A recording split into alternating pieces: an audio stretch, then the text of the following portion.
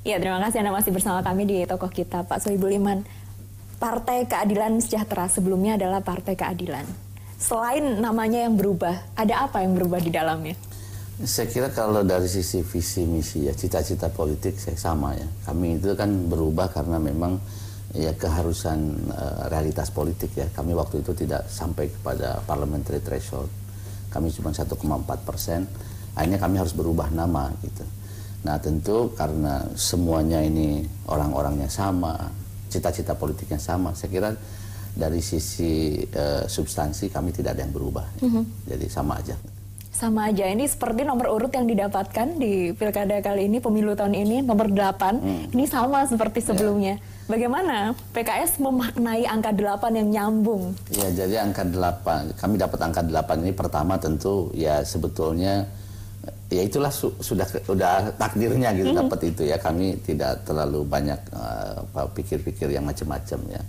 Tapi kalau memang kita mau melihatnya, pertama, angka 8, nomor 8 ini sama dengan nomor 8 kami pada waktu 2009. Dan dalam perjalanan kami 2009 itu adalah capaian prestasi PKS tertinggi, 57 kursi pada waktu itu.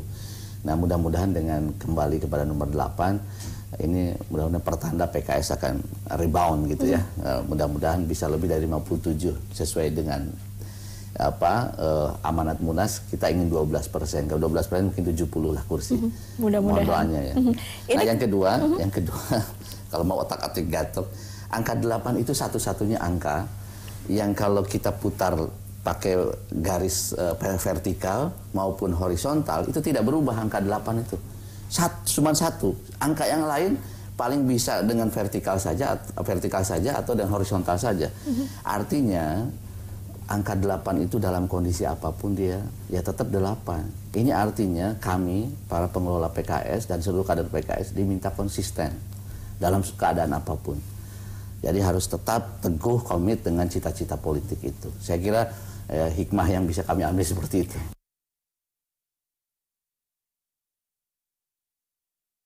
Kemarin ngambil undiannya dengan artis, betul? Oh, jangan si Adri ya. Ini apakah juga mengikuti tren kalau partai politik ada artis itu lebih menjual? Gini, kalau kami ini untuk yang kasus Adli ini, kami ini kan sekarang sedang berikhtiar bagaimana meraup suara pemilih pemula yang orang sebut seperti generasi milenial sekarang ini. Nah, kami kemudian punya program namanya PKS Muda gitu. Nah ini PKS Muda ini aktivitasnya apapun gitu yang diinginkan oleh anak-anak muda silakan. Kami berikanlah ruang-ruang untuk mereka kembangkan kreativitas. Program baru? Ya boleh dikatakan begitu. PKS Muda ini baru. Nah di situ saudara Adli ini dia itu kan berkawan dengan putranya Bendahara Umum PKS.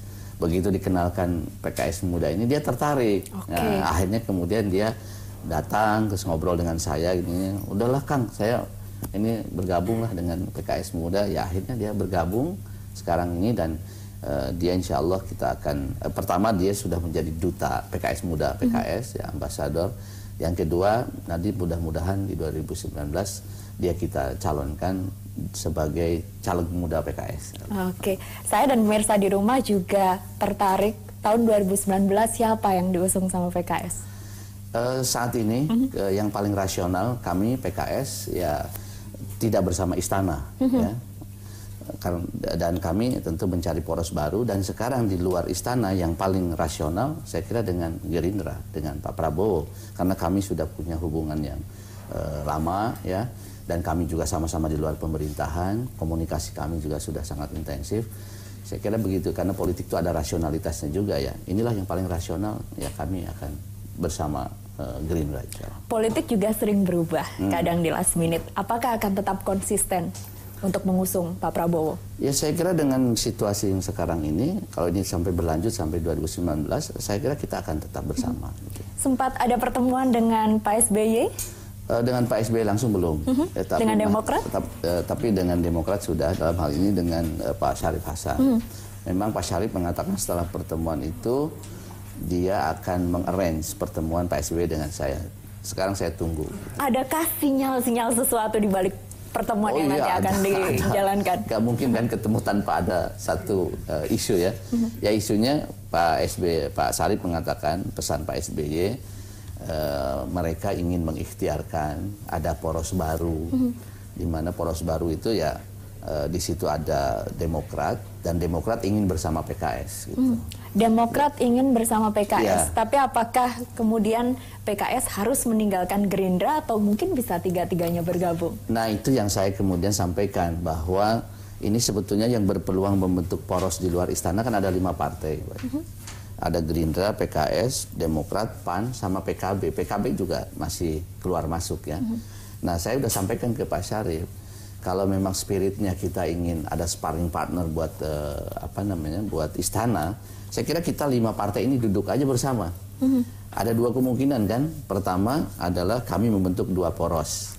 Poros Gerindra PKS dan kemudian poros Demokrat, PAN sama PKB. Atau kita 5 partai ini satu poros, head to head saja dengan istana. Istana 5 partai, sini 5 partai. Itu sudah saya sampaikan.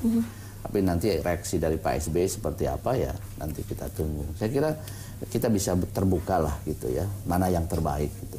April lalu dari PKS muncul 9 nama yang disodorkan kepada Gerindra untuk menjadi wakil Pak Prabowo. Kenapa tidak ada nama Pak Anies Mata? Ada. Oh ada, oke. Lalu siapa saja namanya? Ada.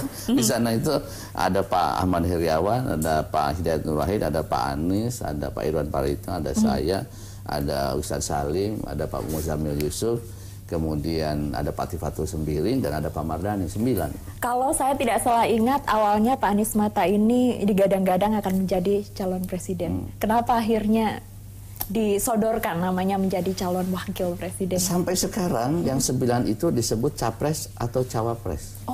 Dari keputusan Majelis Syuro itu tidak cawapres, capres atau cawapres. Ini dua-duanya masih mungkin, Mbak. Nah, jadi begini, kalau PKS itu berkoalisi hanya dengan satu partai, ya, dan tercapai 20%, ini udah otomatis satu dapat capres, satu dapat cawapres kan? Nah, kalau kami ini dengan Gerindra ini 13%, kami 7%, udah otomatis kami ini jadi cawapres. Masa yang 7% mau jadi capres, yang 13 jadi cawapres, kan nggak mungkin, Mbak. Tapi juga kemungkinan ada lain kalau kita berkoalisi 3 partai. Kalau koalisi 3 partai, ya kan, berarti partai ini adalah partai kelas 7%-an semuanya. Kalau kelas 7%-an semuanya, kita nggak bisa dengan serta-merta ini capres, ini cawapres. Ada konvensi. Nah, di saat konvensi itulah kader PKS yang 9 bisa jadi capres. Baik, tapi siapa nama dari 9 itu yang paling potensial? Semua potensial. Semua potensial. Dan kita menyodorkan itu pun dalam posisi yang equal. Ya. Jadi tidak bahwa betul waktu proses pemilihan di internal PKS oleh kader itu yang ini lebih banyak suaranya ini, ya. Tapi begitu diputuskan menjadi 9 besar, mereka posisinya sama. Kita sodorkan kepada calon mitra koalisi kita. Seandainya kita berandai-andai, dari 9 nama itu tidak ada yang kemudian diangkat, apa kabar koalisinya? Saya tidak mau berandai-andai. Saya posisi sekarang adalah harus memperjuangkan apa yang diamanatkan Majelis Syuro, yaitu ya high call-nya kalau koalisinya lebih dari 2 partai berjuang untuk jadi capres. Baik. Tapi kalau koalisinya cuma 2 partai, kami 7% lawan teman kitanya 13%, kami jadi cawapres. Itu aja yang kami perjuangkan.